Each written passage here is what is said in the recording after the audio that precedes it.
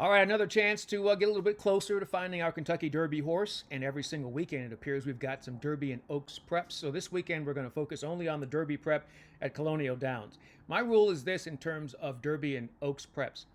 If you have 6 or fewer horses, I'm not messing with you. I don't have time for that. So that's why you don't see me doing a lot of the Oaks prep races, because they're short fields and it's stupid. But we got ourselves a nice, decent field coming up for the Virginia Derby from Colonial Downs, coming up this weekend on Saturday. And I like it, so you're going to like it. Take a look at our field. 1.125 is our distance here in a race. Obviously 50 points for the winner, $500,000 purse. Let's get started. Take a look at your top to bottom. Butane, Grittiness, Epic Desire, Work, High Camp, Lock, Stock, and Pharaoh. That's an undefeated runner on the synthetic. Incredibolt, Confessional, Ocelli, Clocker Special. All right, that's your list of 10 runners. Let's start to the inside. Obviously, you have to start with Butane. He's got that Baffert speed and class. And my concern is the distance. And here's what I mean. So he was sprinting, and then he went to a mile and a 16th in the Southwest. And it was a pretty decent early pace, and he was just sitting right off of it.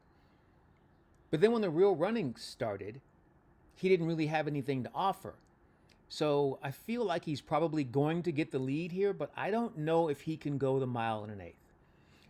I just don't know if he's going to be able to win this race. And it's going to be a super short price, so I'm like, nah, that's okay.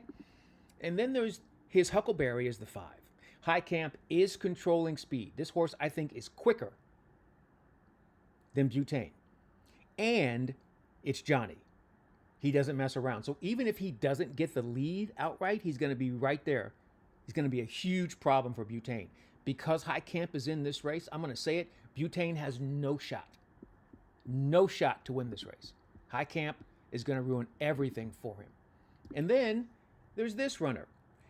And because of the presence of Irad Ortiz, Confessional putting the blinkers on for now this first time, there's something, or putting the blinkers back on rather, there's something there. I think they putting the blinkers back on this runner, they took them off and they didn't quite have the early kick that they wanted. So now I think Irad getting back aboard, blinkers going back on, Confessional will be more forwardly placed. He's not the speed, but he'll be forwardly placed and in a great spot when they turn for home. And then you've got a couple of maidens who are highly regarded in one way or the other. Grittiness is a $575,000 purchase for Ripoli and Todd Pletcher. Has excellent closing kick, but hasn't won a race yet. So he's kind of like publisher of last year, or horses that are having a hard time getting the first or second win. I think he's kind of that kind of horse. Ocelli is not a big money purchase, but he's shown ability in 3 of his 4 starts, and he's still a maiden. They put him in that Sam F. Davis, and he was horrible. He has a nice closing kick. I'm not sure if he's good enough, but I think that these are 2 horses that you probably give them one more race. You watch what they're doing here, and that'll give you every indication if they're worth following the rest of the way.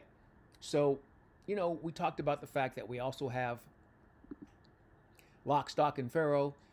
He was undefeated on the synthetic, so now goes to the conventional dirt for the first time. Clocker Special to the outside. You got some runners in here that I don't know how well they fit, right? But they're in the race, and they're going to try to make something happen. What I like to do here is I'm going to go back to a runner that I selected previously. But I think now he gets the setup that he needs, and that's Incredibolt, who, by the way, is 10-1 on the morning line. I like it, so you're going to like it.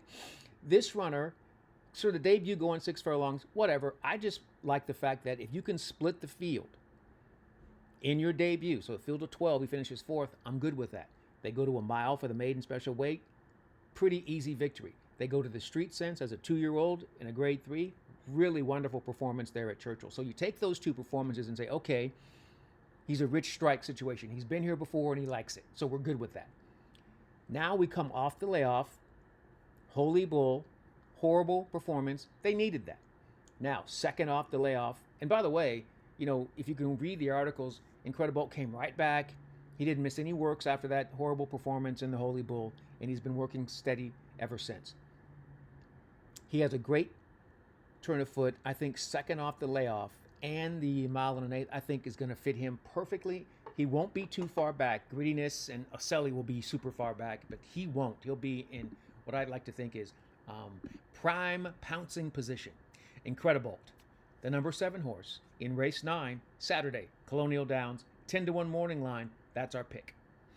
By the way, we have not put together our top 10 Derby runner list yet. We're changing things up this year. I'm going to wait until the beginning of April. I don't know how you can have a top 10 Derby list when you haven't even seen the horses really run. It's just media, and I don't have time for it. So I'll wait until April. Then I'll give you probably a top 5 because I don't need 10 horses because only one can win the friggin' race. What do I need 10 horses for? Anyway, I'll give you a top 5, and then we'll go from there. All right, that's how we do it here on Horse Race Bets. In the meantime, in between time, until next time, we will see you all. Good luck and enjoy whatever you're into. I'm Ken Rudolph. Let's get this money this weekend.